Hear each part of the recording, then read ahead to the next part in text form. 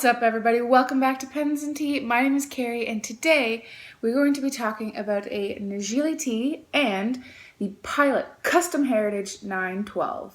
So I really should be calling this a friendly video because both the pen and the tea today I got lent to me. Well, the pen was lent to me. This was given to me by a viewer that I met at the Scriptus Pen Show. So that's the Toronto Pen Show that happens every October, which I'm going to be going to again for 2017. So my fellow Torontonians close to there, I'll be there.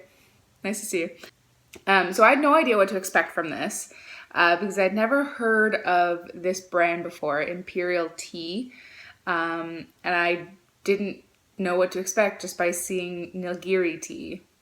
And it says, CJ's Nilgiri tea, black teas grow adjoined to forest land in the highest tea mountains in India, known as the Nilgiris. I apologize if I am butchering that name, meaning Blue Mountains. The tea estate also promote fair trade. In buying this tea, you are not only investing in high quality teas, but also supporting a developing and dynamic community. Thank you. Ingredients: black tea. Direction: use 1 tablespoon per cup, brew 4 to 5 minutes, packed in Canada, CJ Corp, Ontario, www.cjt.com. So I had no idea what to expect from this at all. When I opened it up and pulled out the giant block, I've had several cups of tea out of this, like several cups, and it still looks like I've barely touched it. I really had no idea what to expect. I knew it was going to be a plain black tea, 1, because that's all that's in the ingredients, and 2, there's nothing in here other than black tea.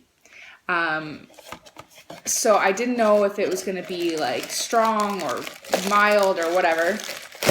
And I really, really, really like it.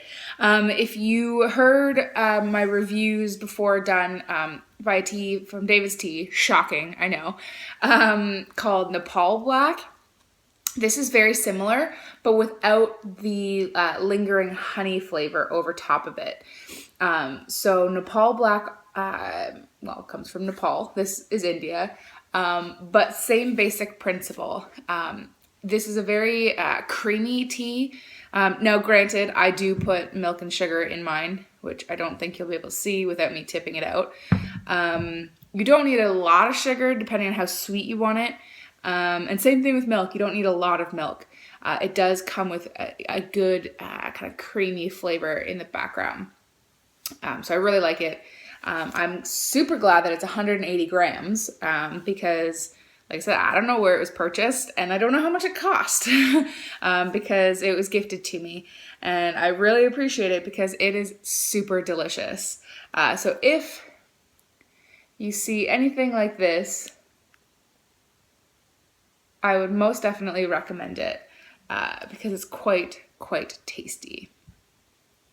And so moving on to the Pilot Custom 12, Custom Heritage 912. English is apparently a bad thing for me. This pen was also sent to me by a viewer to try out and review, which I'm very, very thankful for. She does not have any kind of presence in social media, so, I can't really plug her anywhere, but I definitely appreciate it. This pen was something I wanted to try because I wanted to get into Pilot's larger pens and really have a good go at it.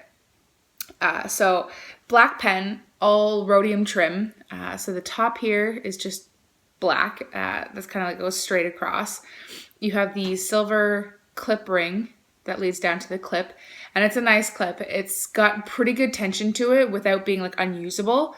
So I really like that. And it kind of comes down to like a bit of a point. And it's definitely very reflective. Woo! I'm such a nerd, guys. I'm sorry. And then you come down to the clip ring, which as always, after I show you the parts of the pen, I do it closer up so that you can actually see what it says.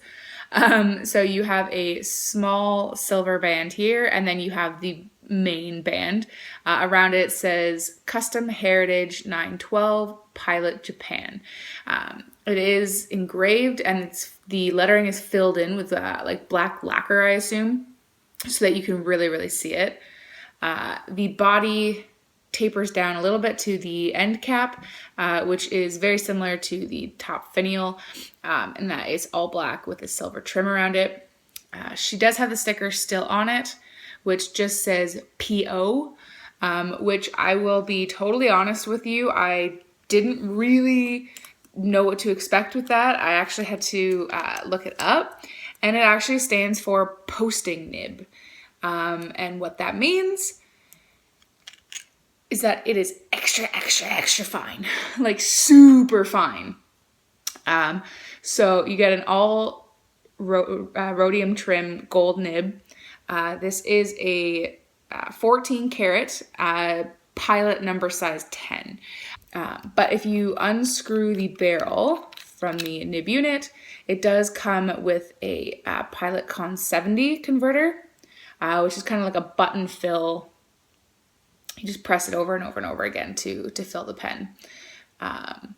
So that's what it comes with. You cannot eyedropper convert it because of the metal components right here. So yeah, pop this back together, and this pen feels really nice in my hand. I really like the way this pen sits in my hand. I am about 5'9.5", so you know, my hands are fairly substantial for a woman, I guess. But they're nowhere near like the size like a dude's would be. But this fits really nicely in my hand. I really like the weight. It's heavier than the Custom 74, which I like. It's heavier than the Pilot Falcon, which I'm going to show a comparison of, if it doesn't fall off. And I would say it's slightly heavier too than the Pilot Metropolitan. So size-wise between the two pens, they are pretty bang on between the Metropolitan and the Custom Heritage. But the one thing I really like about this over something like this is the grip section. So you can see here that even though it's actually slightly more like shorter, it's girthier. So it feels better in the hand for long writing situations, which, I mean, let's face it, you're going to want to write for a long time with this pen. Next to the Pilot Falcon, it is also, this is the resin Falcon. This is not the metal Falcon. It is also pretty darn bang on size. And grip section, again, a little bit shorter grip section for the Custom 912.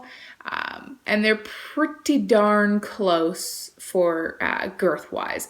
I would say that this one edges out the Falcon just by a hair, but that's going off bare, like eyeballing it. I haven't measured or anything like that.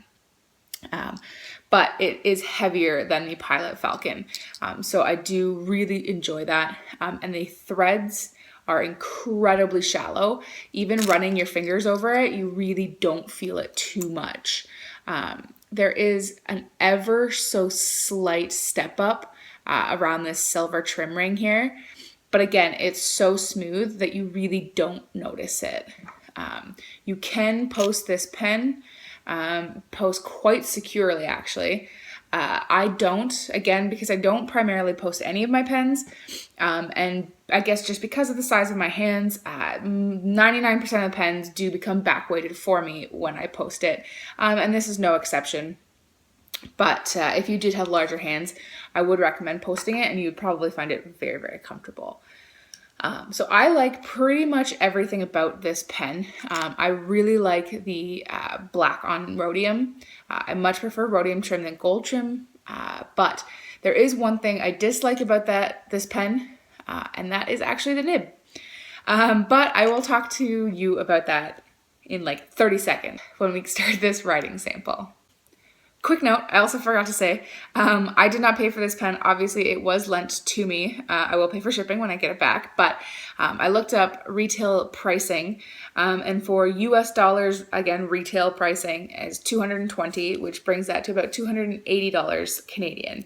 I'm sure you can find it cheaper or more expensive, depending on where you look, but the average retail price of that pen is $220 or $280. So Now let's jump into the writing sample.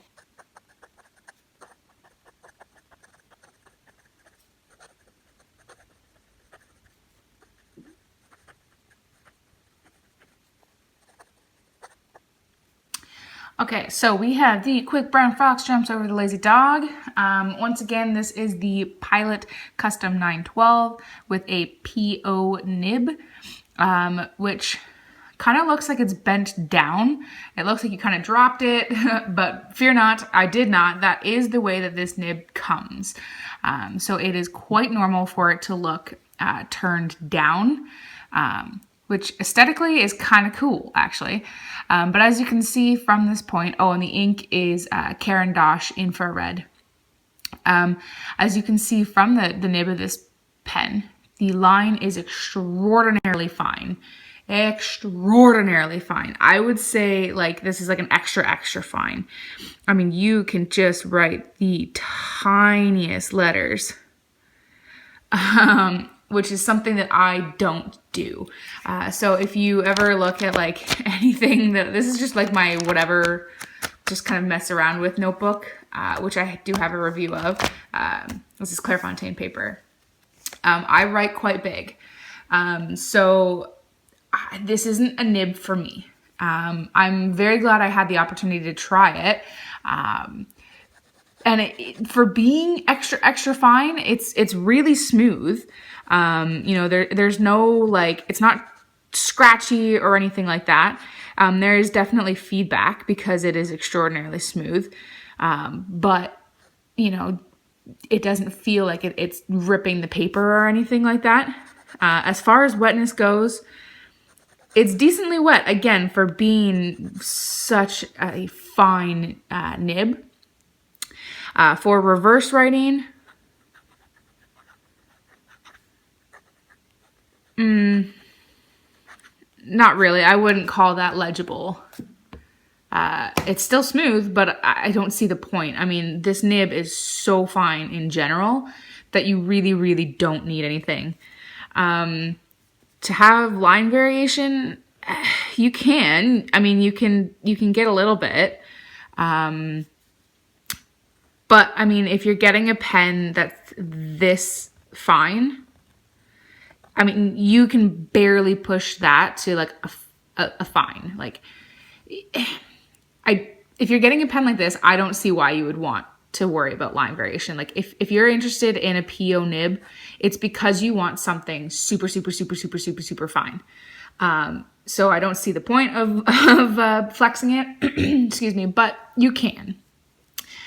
So would I recommend this pen? Absolutely. I will most likely be purchasing one of these pens in my future. I would not get the PO nib though, just for me. I can see why it exists. I can see how it would fit in a lot of people's lives. It just doesn't fit in mine.